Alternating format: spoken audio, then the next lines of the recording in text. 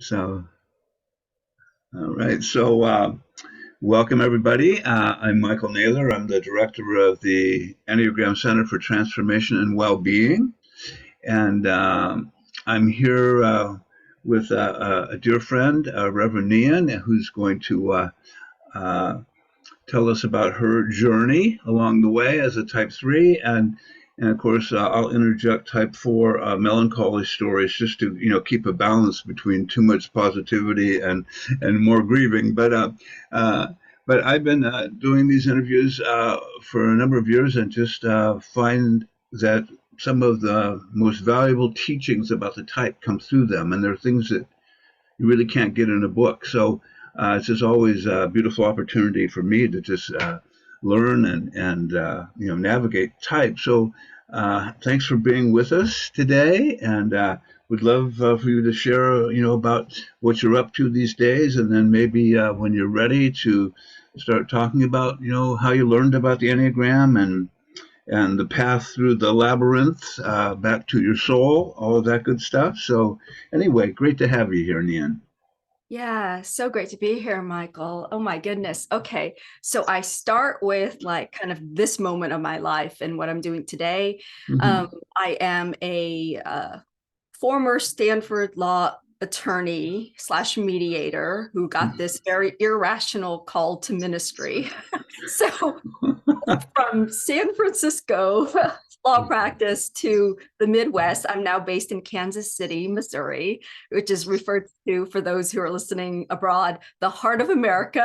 So really down to earth place, which is so good for me. And Beautiful. yeah, so I came here to attend seminary, and I am a licensed and ordained Unity minister. Um, Mm. but I did about 5 years of church ministry, and while I was doing ministry, I found that, I had this urge to teach the Enneagram.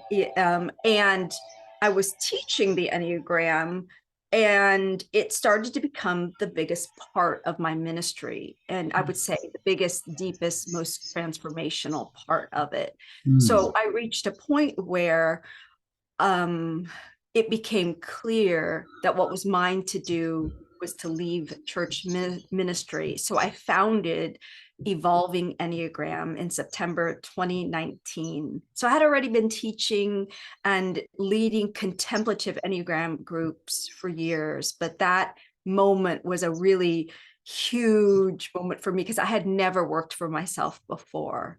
Mm. And now, though, I'm like, I will never go back to it. Like I didn't realize I would just love it. And Mm. yeah, so the core of my work is really that inner path of contemplation, which is foundationally about the path of self-emptying. It's like emptying into the divine, so that that which is like true, whole, deeper than that sort of surface persona that we call the Enneagram type structure, so that Mm. that has space to emerge. So that is my personal practice as well as my vocation right now. Yeah. Beautiful, beautiful. So, oh, when did you discover the Enneagram, and how did you grapple with understanding your type? Like, how did that begin for you? Okay, so I guess we're beginning with this a point of humiliation for me. And carrying it forward, of course. Like it's just ongoing humiliation is really like how I would describe my journey. And I mean, because even the question that seemingly a basic question of like, finding the Enneagram or like what's my type. So I found the Enneagram in 2002. Mm. I had just asked my husband for a divorce and just quit my current law job at the time. So Mm. it was a pretty like huge weekend for me. So I went to the bookstore, got every self-help book I knew. I really had a stack of them because I was like, wait a minute, I think I'm smart. I'm pretty smart. Like I'm hardworking, but like I couldn't figure out my life. Like I couldn't figure out how to do life like in a way where I could find peace or happiness, right? Like I kept Mm. striving for it and had no capacity to actually enter into it. And so I Mm. had the stack of books. and one of them was an Enneagram book, a Riso Hudson book. Yeah. And it wasn't the wisdom of the Enneagram, it was the other one. And then I took the Ready test online. And what's really interesting is I scored highest in both 3 and 1 at the time. And so I'll jump to the conclusion. I am currently, as Michael, you said, I identify as a 3, but for many, many, many years, including many years, I was teaching the Enneagram. I was identified as a type 1, a sexual 1, which is the type. But when I had these 2 high scores, I couldn't see 3 at the time. And that's actually part of my journey. I mean, we know that self-deceit, vice of the 3.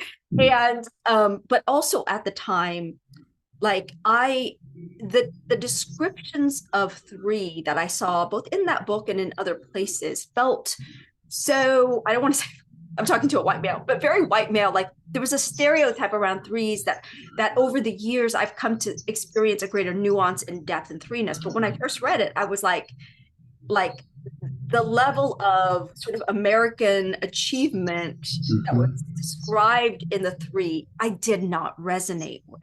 Like that like aspect. And when I read the 1, I cried at the time because what it talked about was this notion of feeling like you're defective. And I identified with that so deeply because up until that point, and for many years thereafter, like I lived with this question, which was, what is wrong with me? Like I thought most of my questing in self-help books and all that was to figure out what's wrong with me. I felt like something was fundamentally wrong. And so at that time, that caused me to identify with that 1's belief that like, I'm not good, I'm bad, and I have to get it in gear and perfect things to be good. And only years and years and years later did I come to realize, well, 3s can be massive perfectionists in our behavior, depending on, again, like what norms that the 3 has been sort of conditioned to take on as norms of like what makes a good person or successful person. So that's kind of like my opening. But yes, the first thing I did was cry. And this kind of and part of why I cried wasn't just the sadness of feeling the pain of feeling not enough, but there was some like joy and hope in that, in the tears, which was like, oh, here's a path that is telling me that I'm actually whole. Like that's incredible. Nobody up until that point in my life had said that to me before. Like that was a really new idea. Like wholeness and even like innate perfection was something I thought I had to strive to become, to condition myself into, to grow, to better myself, right? Like that's the way I was oriented. And this was a moment of like having a different vision for like my relationship, first of all, with myself. Yeah. Yeah. Well, 1s and 3s are definitely cousins. And it's interesting in working with 3s, I remember, 1 3 saying, in my family, being like a type 9 was what was valued. So I became that. And that adaptability the 3s have to show up for caregivers and people that they rely on for support can make it really hard to land in type. But yeah, so that's awesome, and it can take time. I know many people.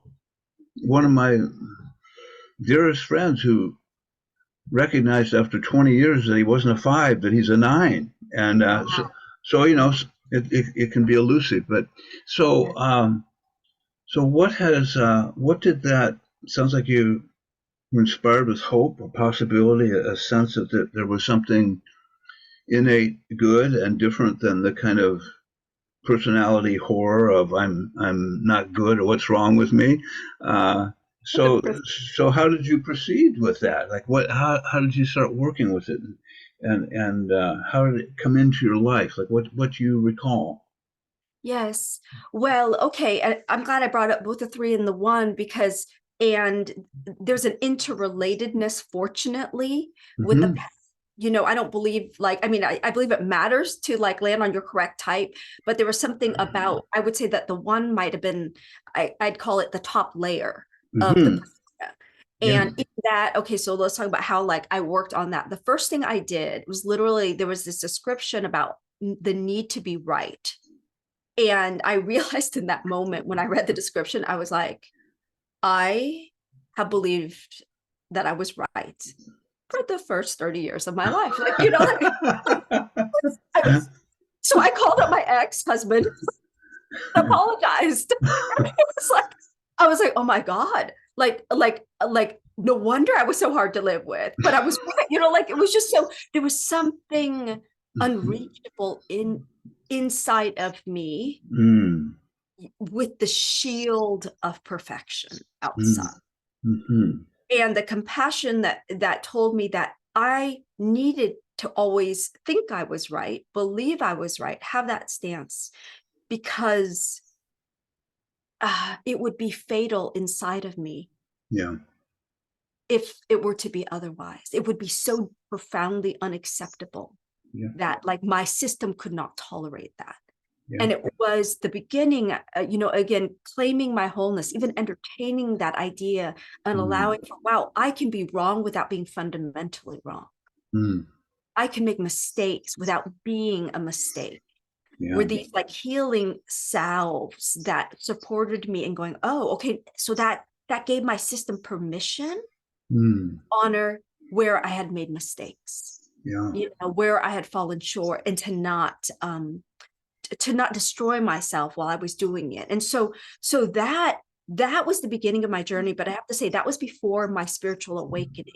So I found the Mhm, Enneagram first. So at first I was using it more psychologically as a way to kind of change my thinking around mhm, things. And it was just a couple of years later where I hit a bottom in my life. mhm, And it's really interesting to look at it now because it's so three-ishness. I'm like, how could I not have seen it? But the way I described it to people is that I felt completely hollow inside. mm, It was like nothing was obviously wrong in my outer life. mhm, I was still functioning, high functioning as this Stanford lawyer in San Francisco, mm, and I had, well, relationships, people interested in me, and I was in this one relationship, but it was like I kept I found that I kept changing jobs and changing partners. Um, and like I couldn't find a certain stability in my life. And so I reached a point where I was struggling so much in the relationship that I was in at that moment that it we probably broke up. Well, no, I broke up. It was like once a month. It was that tumultuous of a relationship. I've had one And of those. Yeah. I was like, and looking back, I'm like, my life is so calm compared to how you. It's like I was clearly like just deeply, deeply miserable, and I Mm, couldn't figure things out. And I kept blaming the outer world. Like if I just changed this, if I just changed my job, if I just, get rid of this boyfriend, it would all be okay. And I would move locations. Changed jobs 5 times in 5 years, relationships 5 times in 5 years, and homes 5 times in 5 years back. It's insane to look at it now. It seems so normal. It was like, I'm smart. I was just like, oh, just pick a better situation here. Like I was so deluded, but so convinced of like this one path, right? And so where was I going with all this? Um, so the path of growth was that hitting bottom, and finally, it was a moment where basically this relationship was so dramatic and so bad that I a day after breaking up, I hooked up with someone else. And I was so embarrassed by this, but then I ran into that guy again. And when I saw him, and it was clear like he wanted to get back together, I had this moment where I was like, oh shoot, like, what do I do? Like, and I was a really bad liar. Like great at self-deception, horrible at outright lying. Apparently. So he's like, what's going on? I was like, nothing. Until it all came out. And when it came out, we were at dinner that night because we were kind of getting back together. And when I told him what I had done, like basically sex with someone I didn't know, okay? Like he's like, what in you is so empty that you feel you need to do that kind of thing? And I collapsed. I started sobbing because everybody else in my life was fooled by this idea that like on the surface, everything looked amazing about my life. I was running marathons. I was, all the things, right? And for him to have pity for me, that was the first time anyone had looked down on me. And that shattered me. And I cried for like 4 hours. And this guy happened to be in AA. And so he was in recovery. Nhien, do you have a God? Like, well, when I was a little kid, I used to pray to some God, even though we had this Buddhist family, but what happened was as I got older, and I think I remember I bring up sexuality because I remember the first time that I had sex, I believed I was reading Christian books and I thought, oh, you're not supposed to until marriage. And then it was like at the end of high school, I met this older guy and we had sex. And I remember thinking, I'm doomed.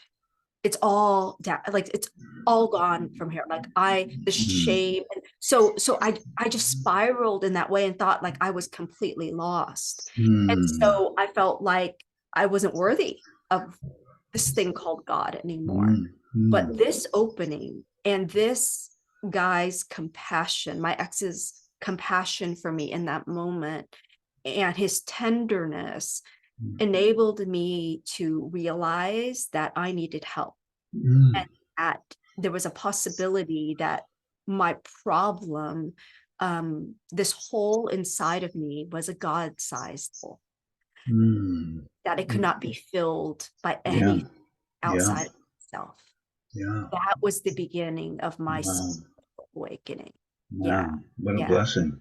Yeah. The horror and the beauty of it all. Sounds like it woke you up on a deep level. And so I'm appreciating just the depth of your conversation and sharing what was going on inside, which is so powerful. So how did you move forward with this new knowledge? Like what did you do? Yeah. And a lot of people don't know this, but I'll just share here because I feel like you're the perfect person to share about this with. My beginnings was in the 12-step recovery rooms. And, I know that like there was a time when AA, there was a lot of shame around it because it was seen as like the bum on the street with the bag, right? The early days of alcoholism. Well, I feel so I went to Sex and Love Addicts Anonymous. That was where I found my place as my starting point, not as an ongoing thing for me, but that was like this opening to this idea that I wasn't in control of how I acted in relationship. And I share this now because I know there's still some stigma around it. Not a lot of understanding around sex, that kind of addiction, right? These process addictions. But that framework for me saved my life, right? Awesome. Because you think about it, even that like excursion that one day, I was like, that was anonymous hooking up. That's dangerous, physically dangerous, right? Like that I was in jeopardy. And even that relationship I was in, even though he served as an opening, it was such a tumultuous relationship. That notion of like, I can't manage this. And only because I'm hyper functioning is this even working for my life, but it wasn't sustainable, right? Like my system collapsed in upon itself. And then 12-step rooms, I learned this idea of making someone else your higher power. like Yeah. basically giving someone else the power to define my worth Yeah. by whether they desired me or not. Yeah. And even if, sadly enough, even if I didn't like them, you know, that was Yeah. the absurdity of it, that it didn't matter. It was like, you are simply a mirror unto my worth. Like, Yes. so I'm Mm. objectifying myself and you're objectifying me. That was Mm. the beginning of my journey of going, Mm. wow, I have Mm. given away the power to define my worth. And Yeah. the Powerful. only way I could reclaim it that I found to be true is through the development of my interiority, through my connection with what I call spirit. I don't, call it higher power, spirit, divine love. Like I don't I'm not attached to a particular name for God. I use multitude of names. Hmm. This notion that is also that it's the divine within me, and as I mentioned, that God-sized whole in the 12-step program, there were groups that meditated, and it was like my first time having this Mm. experience of connecting with my own interiority. Mm. And I have to say that it was horrible. I mean, it started out like, I don't want to say it like it's like a romantic, oh my God, myself. It was a mess. First of all, I mean, like if anyone starts meditation, I just want to say like the mind spinning. I remember the first group I was in. I sat and like everyone closed their eyes. I'm like, what are they doing? I had to like open my eyes and like peek, like and oh, your screen froze, Mike. I can hear you still though, but so I'll keep talking. But so Okay. I opened my eyes and peeked at it. Okay, everyone was silent and still, so I'll close my eyes again. That was my first experience of meditation. And then I was like, oh, okay, they say that this is really good. So I started practicing at home, and centering prayer became one of the first ones that I practiced. So I've been practicing centering prayer since, I don't know, like 2004, 2005-ish. Mhm. And it was just basically inner silence. The first thing that happened though, once I even started to go in, is I started crying. So I'm like, no wonder people don't meditate. All I'm doing is crying. Very quiet in here. So, but I was just told by others to trust, to trust that process. And so yeah. Go ahead. Were you going to say something? Yeah, well, so I'm laughing because people say, "Oh, learn meditation and be calm," and they don't. They should have an asterisk next to it that says, "But first, you will encounter all of your suppressed, horrible impressions on life and have to learn how to bear with them and sit with them, and it will be excruciating. The peace will come, but there is a great labor in learning to just." It's kind of like opening the door to the basement and you see you haven't cleaned it for 30 years. It's like, and then ghosts start coming up the stairway and it's like, okay, I'm good. I can't meditate. I'll see you later. But, it's a powerful practice that isn't all unicorns and love. There's a lot of courage that has to go into it. So that was my experience. I remember when I first started meditating, I was at a Zen monastery, and I can remember I was talking to the teacher. I said, I can sit for about 5 minutes, and then it feels like I'm going to explode. And he said, okay, well, sit for 4 minutes and 50 seconds and see if you're okay. And then, as the ceiling gets higher, maybe you'll do 10 minutes, but just keep showing up. You don't have to fight the whatever that negative impression is, but yeah, and then the other piece that then happens is I start to see myself in action and go, oh no, I really didn't want to see that. I didn't want to see all my patterns as a result of my meditation.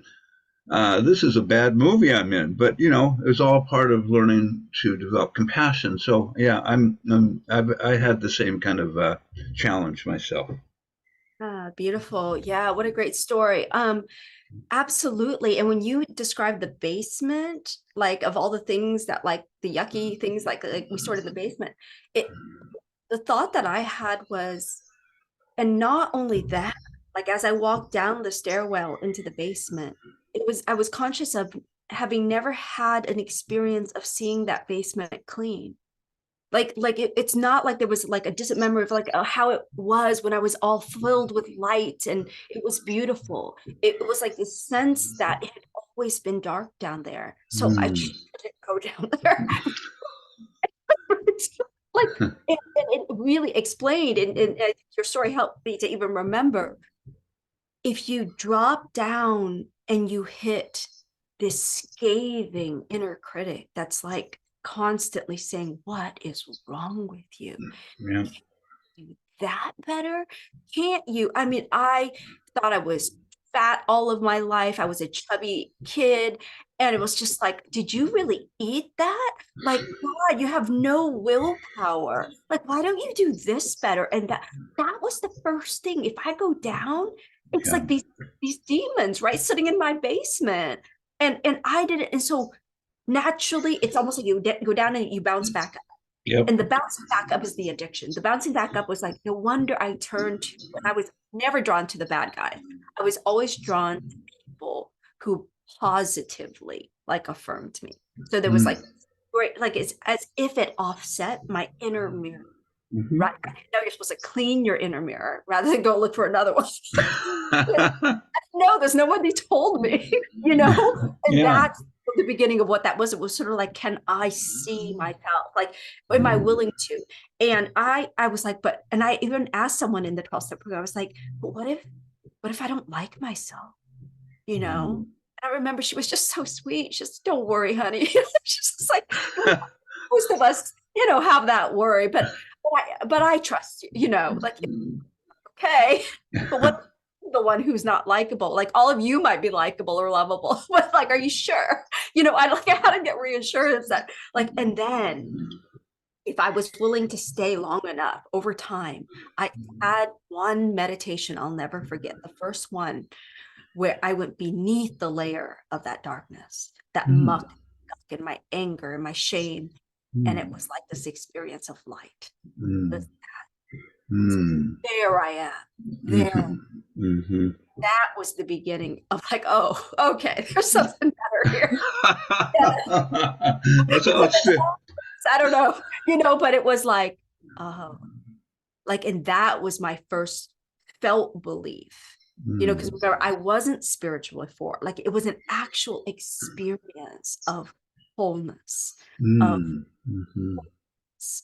like having that was like this dawning, this like almost literal figurative dawning of Mm. soulfulness and selfhood and even Mm-hmm. beauty. Mm. Another thing that happened in my 12-step program was the very first meeting I went to. I remember there was an overweight musician, white male, who was sharing his story. And I named those outer characteristics because on the surface, like here I was still in my attorney clothes, right? My up. And on the surface, we had nothing in common, but he talked about loneliness. I mean, when he shared his story, I was like, I am home. This is my people. I was Mm. like my resonance with him, I was like, oh my God, somebody else feels this way. That Mm. was a revelation for me, And so Mm. that meeting, I mean, I went to 30 meetings and 30, well, no, 90 99. 90 meetings. I went 3 months straight, not because I should, but because I had to. Like, it was like I couldn't, like, I broke up with my ex and I was in this withdrawal state. But the woman that came up to me at the end of that meeting, I told her I was so excited. I was like, I want to fix all the stuff that is ugly in me. It seems like, honey, like she became my sponsor. Like, she was very supportive, but it's like, I don't believe there's anything ugly in you. And I had to stop. Well, you don't know me yet. Right. And later, I was like, oh, yeah, yeah. Now I tell people that. But at the time, I didn't quite believe her, but I was, humoring her. She's a sweet person. I was like, well, Yeah. you don't quite know me. I mean, so let's wait and see. But that different vision, again, reinforcing an idea that what is in you at core is beautiful. Mm. I believed I was ugly. And why look inside? Just dress it up on the Yeah. outside, right? Well, I think, that it is so, I think, true of all of us. Well, each type has a different rendition of that, but that sense that I'm not wanted, there's an ugliness at my core, that if you get to know me, you know, you're going to discover that I'm a fraud. And my experience has been every type has some Version. at the core. It's like, oh my God, I don't want to go there because I'm going to feel that horrible sense of rejection and worthlessness. And so it's it. I know for myself, it helped that God grabbed me by the shoulder and pressed my head into the dirt and said, "You're going to learn about this, or you're not going to eat for the rest of your life." I mean, it was like circumstances hit, and I had to learn. It was like life or death, and so I didn't go there joyfully skipping and saying, "Oh, this is going to be so awesome." It was like crawling on my hands and knees to the altar of my freedom, and needing lots of help, lots of loving support around me, because as we, I'm in the Gurdjieff work, and one of the stories we have is that on any given day, there's 8 people in the group, and hopefully one or two are present, and the others are caught up in their manifestation. So they will lead the group that day, and it will change. And it's important to have a circle around you because left to your own manifestations, as one of my teachers said, you've got to have men and women in your life who are wiser than you, because as you become more wizened on your journey, your BS will be better than ever. You will fool yourself in the midst of a conflict. You will spew spiritual theories as you avoid the situation, and everybody will be impressed. He said, "You don't want that to happen. That will lead you back to the horror." I said, "But that's human. Humans do that, and so that idea of always being around or circled by people who have my back, so to speak, has always been, whether it's with 12 steps. I'm still in AA. I go regularly, but I have my Gurdjieff group and all that. But yeah, it's as my Gurdjieff teacher would say, your patterns are always trying to slip in the back door and take over, and they come in more disguised form. So you have to relearn again about your patterns. You thought you had them handled, and then there they are. So anyway, I just wanted to reflect on just appreciating your story about getting support, and the idea you use the word process addictions. It's like for whatever reason, some of us are in the suffering of our heart. Be attracted to maybe a substance, and for other people, it's an activity. But it's the same. It's the same compelling thing of I have no control over this. Even if I say no to it, I'm still going towards it, and it's powerful. Yes. Yeah. Yeah. Yeah. And the self-awareness to know, like when you say no to it, like for me, the learning of it's like how close can you get to something as a temptation before you will slide and Yes, that it will grabs you. Yeah. and it took many years. Like I felt like, oh God, Nhien, in the worldly realms, you're faster than others in recovery. You're one of the slow learners. Mm. I was like, oh man, I mean, I think part of why I said yes to being on here is I do know like that there's an outer well, granted, my inner world is really joyful now. And for the bulk of it, like there's a solidity of being that's very that like I can land in every moment of my life, even Mm. amidst ups and downs of things, right? But I Mm-hmm. also recognize that there are few people who meet me today who really get what I went through to get here. To really understand that it wasn't just like a life of nice and perfection. like the notion of crawling. I'll even share that when I was in withdrawal, two distinct things are just ingrained in me that like I will just never forget. One is one day in withdrawal, I remember lying in bed, and the only way could describe it is it felt like someone skinned me Mm-hmm. alive. Mm-hmm. That's Yeah. just the pain of being in solitude. Holy Mm. crap. Like just because I was alone, that's how I felt Yeah. from the wall of not having Yeah. something cover over my inner pain, Yeah. right? Yeah. Like that's how painful it was. And so it's just like my respect for people in recovery is so Mm. high, for people willing to sort of face that darkness, just for having felt it. And another day was a very similar kind of experience where in unity, I don't believe in a dual spirituality. Like traditional Christianity says there's God and then there's a devil and they duke it out, and I believe that there's oneness, like that the Mm-hmm. fabric of reality is love, is this Yeah. like goodness Yes. without an opposite. Yeah. And that was already beginning to emerge at this point when I had this experience of almost like a dark night of the soul. Mm-hmm. It's part of like my early journey, and the sense of terror and darkness. I remember it's funny, both of them were in the same bedroom that I had in Marin County because I could see myself there now.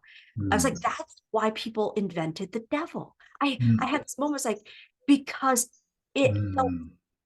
palpable. This Yes. The darkness. Yes, it Yeah. felt palpable.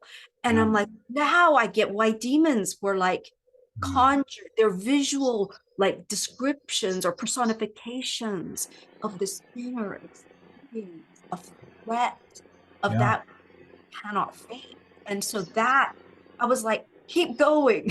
Winston Churchill said, if you're going through hell, keep going. Like set a tent there, I was like, it. Thank God I know. Thank God I know. So those are two things that came up for me Mm. as you were sharing around that. But I Mm. also want to speak to something that I'm like, how could I not have talked about this before? Community, Mm-hmm.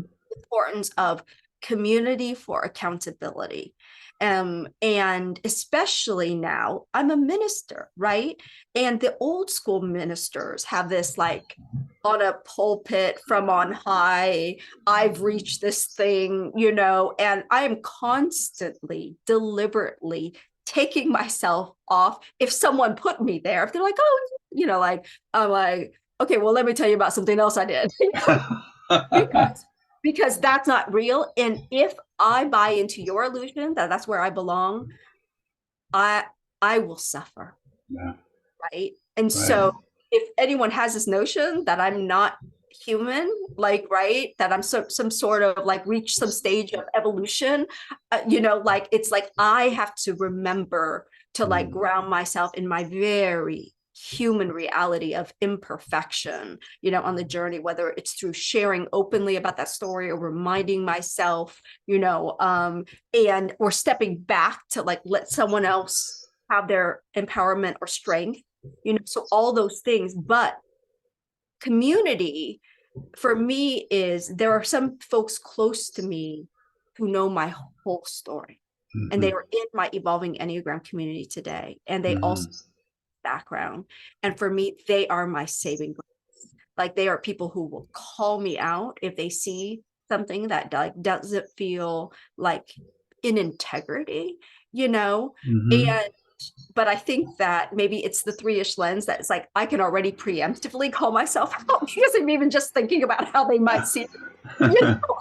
I was like, oh yeah, like let's check that. Yeah. Like, like, and so there's something about that, but not from a shame-based place, right? Because not like the old way is like, oh, you shouldn't do that, Nhien, because that's bad. Mm-hmm. Versus that hurts you and it hurts the people you love. Yeah. Like acting out Mm-hmm. outside like a relationship, right? Like that kind of behavior, turning to other people for your sense of worth, it just doesn't work. Mm. And so it hurts because you leave yourself to do it. right? Yeah. And so nowadays Mm, there's that. And then there's also, evolving Enneagram has become known for our contemplative Enneagram groups. But to mm, give credit where credit is due, I, and I mean, not totally consciously, but I fashioned these groups using the 12-step model mm, that blessed me. Like I mm, would have no idea what crosstalk meant before. My mm. family crosstalked all the time. You have a freaking opinion, and usually a bad one, about what you're not doing. I had no sense of that safety and sacredness.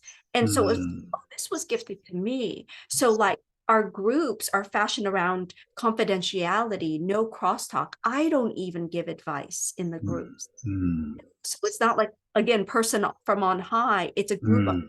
sing one another, and it's completely based off that 12-step model.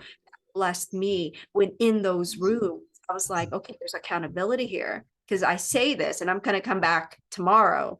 And what am I going to say tomorrow if like I've done that? Like, so there's accountability, but compassionate accountability. Like, oh, but even if I did, Mhm, like, and I did make many errors along my journey, I'd come back. And I think one of my most healing experiences was when I messed up, right? When I had a slip. mhm, Anyway, mhm. welcomed me back. Yeah, It's like there's quite nothing quite like that experience. I'm yeah, like, really? Like, mm, really? All of me like this?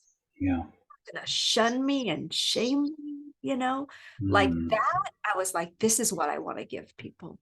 That, yeah, you know, absolutely, all yeah, of you. You don't leave parts at the door to come into this circle, right? You yeah, bring it if you're willing, right? Not in a, you don't have to, but there's space for it, because that's what was given to me.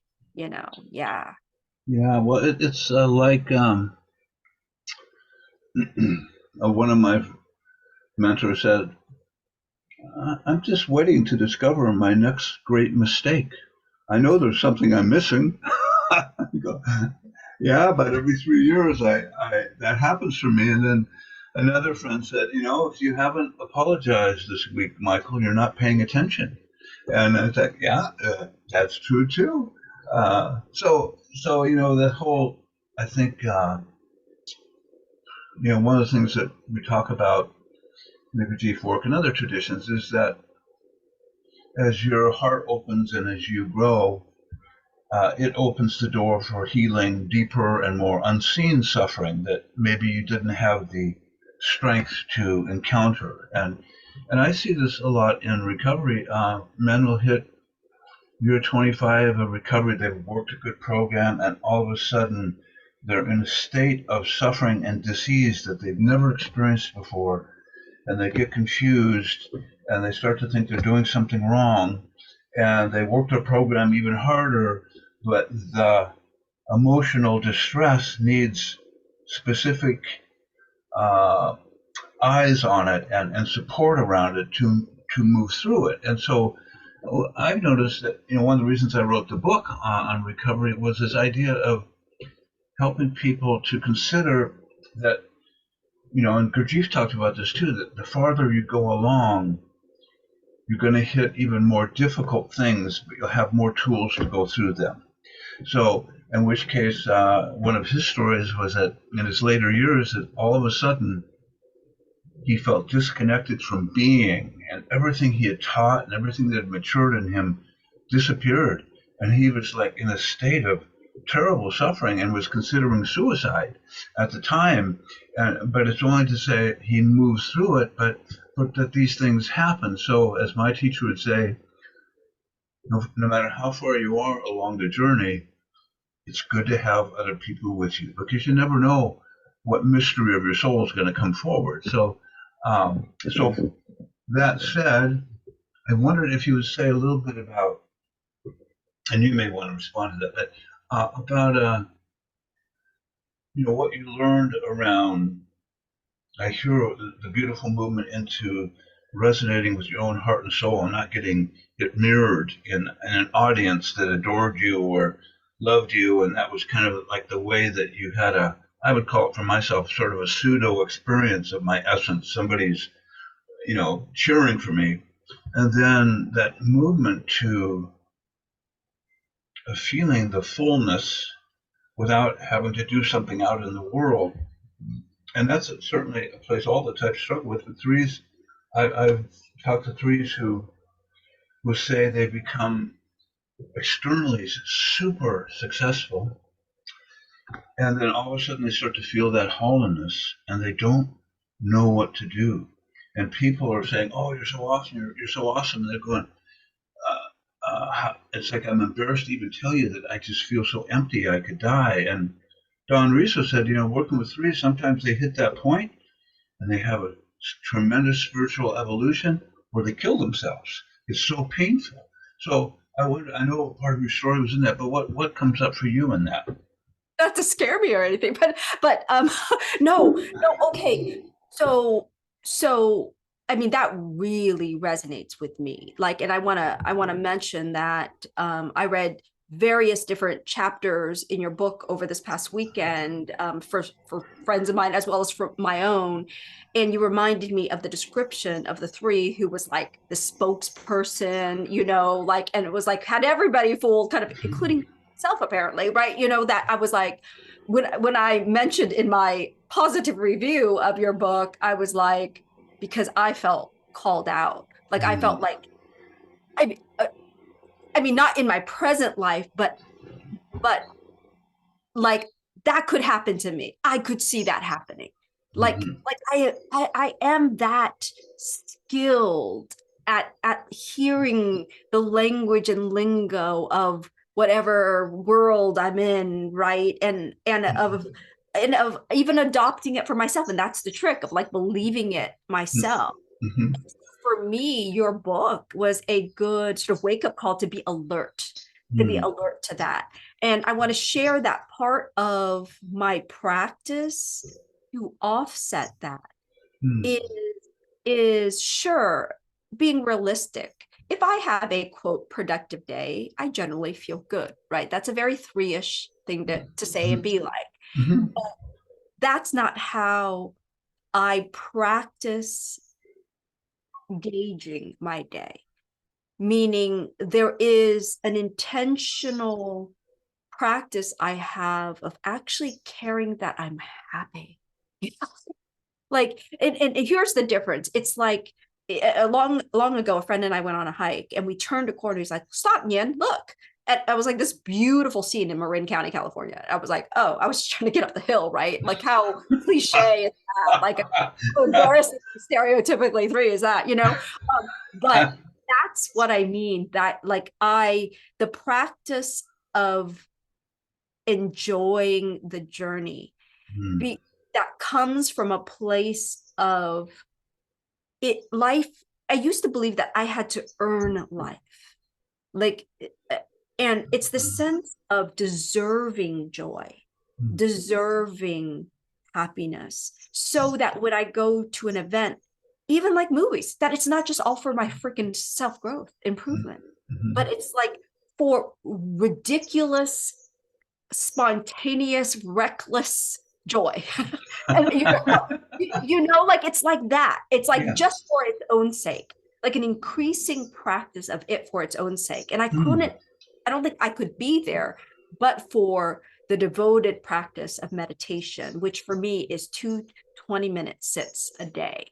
mhm. And that, it's imperfectly, there might be a time when I do more and there might be a day when I do less. Yeah. But like it's become my life now. It's become my practice where it's this practice of like devotion to my interiority, that in an allowance, in a recognition that, how do I say this, that like I don't even like the word productive anymore. There's something about I want to be creative, not productive. Mm, And for me, productivity has a very mechanistic sense of what is done in the world. But yet, mm, when I listen inside, there's an outflow of what is inspired and mm, what is interesting. And then even from that, like I started writing poetry more in recent years, Awesome. totally impractical stuff. Like it says, right? Like, I mean, arguably, yes, it has healing value, but it's because it's beautiful, right? Because I love it. Like the Mm, that I can look out the windows, maybe normal for most people. But I will stop and see the sunrise right out my window here, or the sun, mm, and notice its beauty. That life is for me, that it's not just that I'm to earn my way through life, that yeah. it's to receive is a Mm, of like the shift in my practice, that like, oh, like, oh, this is for my fun. It's not just like how I have to prove myself to them or to myself in this moment, is a huge paradigm shift, right? mm, Yeah, yeah. yeah. And it's a shift, as you said. I don't believe when people, I don't believe you ever leave your core type. Like there's this default, it's like a gravitational pull.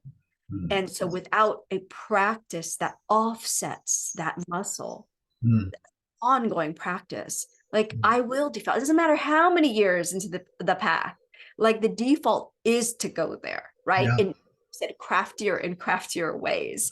And so and yet to also have compassion for myself when I see that happening, and not to be like, oh, something's bad about you now, that Yeah, and not to demonize threeness either.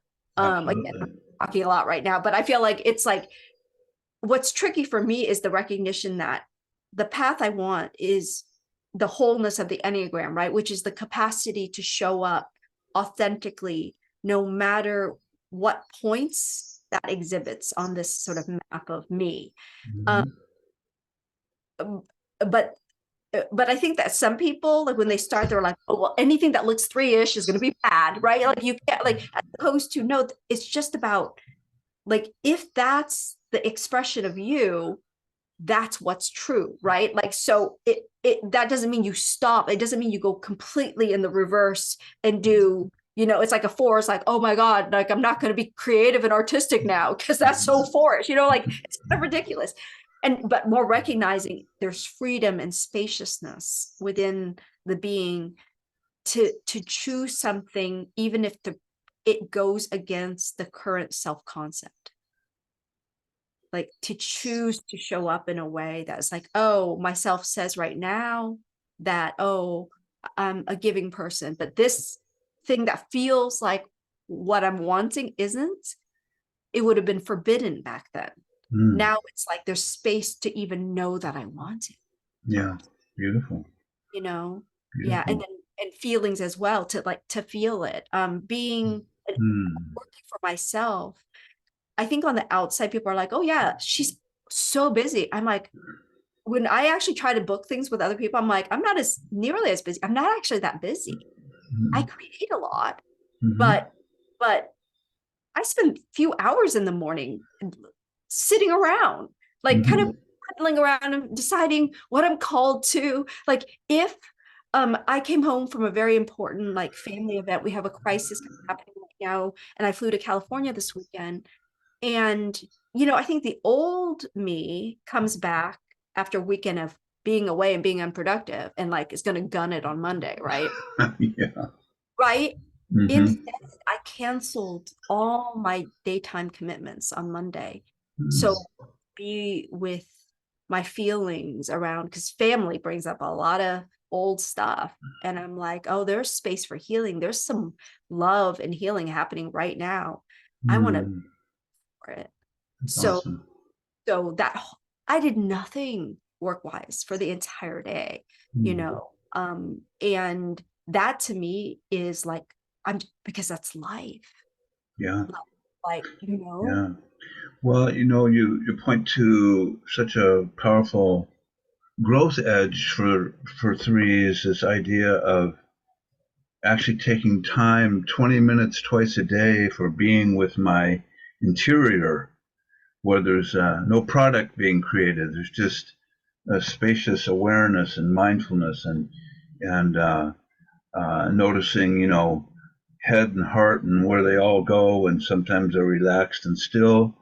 And that's one of the funny things is, when I've encouraged threes to start meditating, they often say, "Oh my God, I sit for a minute and I just start going crazy because I got all these things I need to do." And I said, "And what do? I get up and do them." And he said, "I don't think I can meditate because it's just so much stuff that spins in my head." And I said, "Well, that's how we start, and learning how to be with that and not beat myself up, and be patient with it, and follow my breath and sense my body. Over time, that will quiet. Something else will open." Uh, and they said, "Well, my inner critic gets really big and says, 'What a lazy person you are.'" I said, "Let's pat your inner critic on the back, because of course it will say that's what the three inner critic is, a slave driver."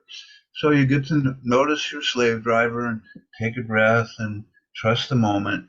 And underneath all of that, something might arise, like a pearl, a spaciousness, and just to stick with it. And again, most people, myself, I didn't start meditating seriously until my life depended on it. Like, I'm going to die if I don't do this.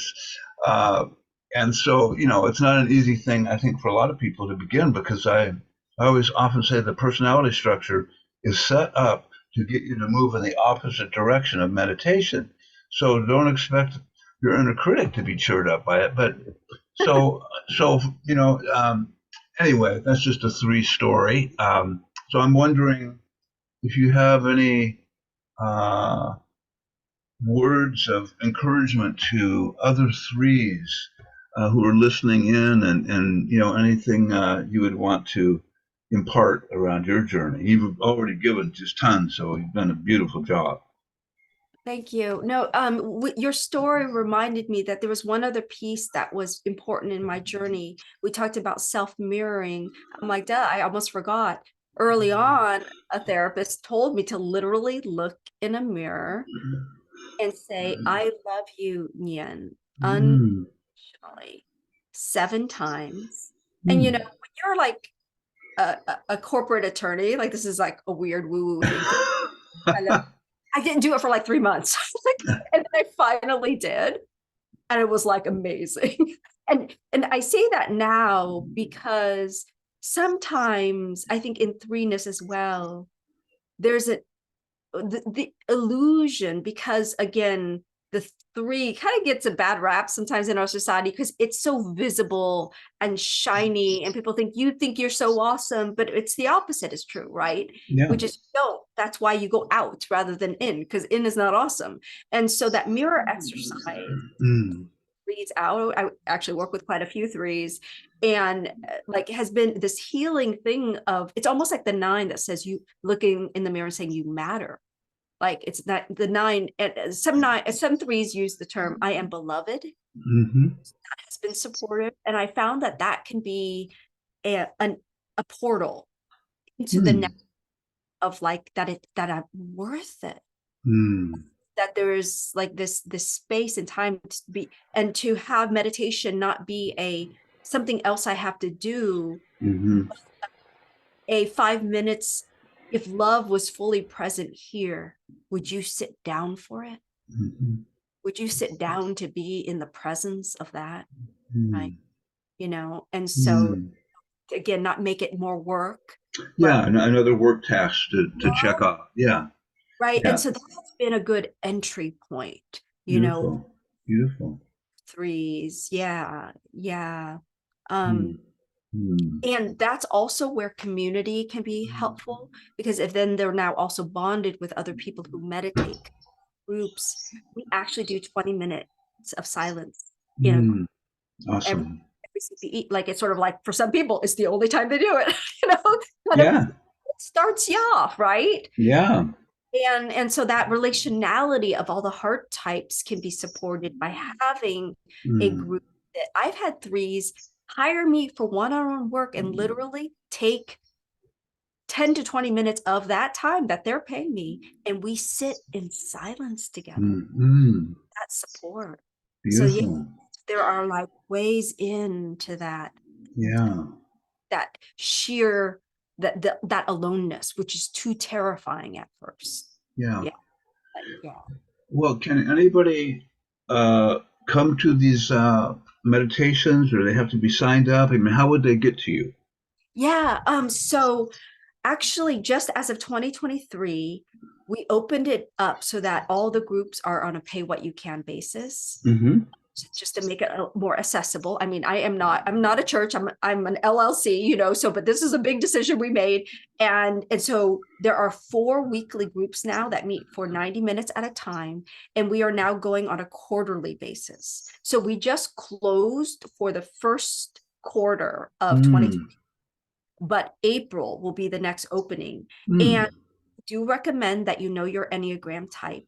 Mm-hmm. But really beyond that, I mean, there's a hope that you have some meditative practice, but beyond that, the hope that is you're willing to try the meditative practice, and that's it. It's basically, I mean, those are the qualifications, and it's more about keeping the group like under 20 people, ideally maybe about 16. Basically, it's a Zoom size, like how many you can fit on a screen and see each other is kind of what I'm hoping for. But yeah, so Mm. definitely it is a good way for people to come into meditative Mm. practice in a way that they might not on their own.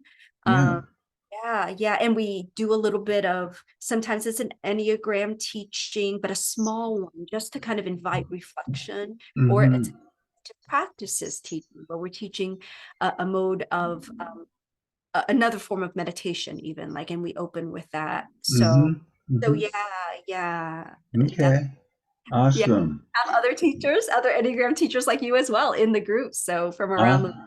Beautiful, beautiful. Well, just want to thank you so much for your generous sharing and all of your really deep vulnerability, and just really appreciate your transformation and your story around it. So thank you so much, and I will shut this off now, and then put it on. I'll send you the interview, and then if you're okay with it, I'll put it on Facebook, and so that other people get the teaching. So anyway, it's just really great to be with you. Thank you. Same, Michael. Yeah. Yeah.